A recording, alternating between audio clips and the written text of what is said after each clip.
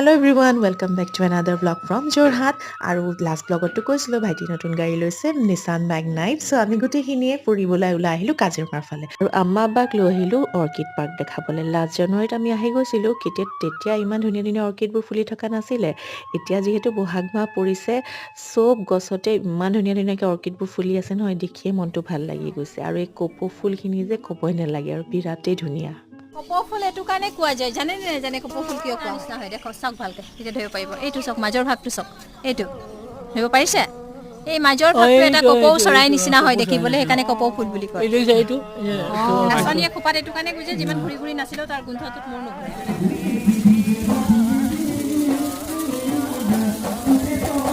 বিহু ডান্সো তাতে হৈ আছিল, কিন্তু সময়ৰ অভাৱত আমাৰ চোৱা নহ'ল। আম্মা আব্বা অকণমান ভালকৈ সময় কটালে, সেইখিনি আমাক লাগিছিল।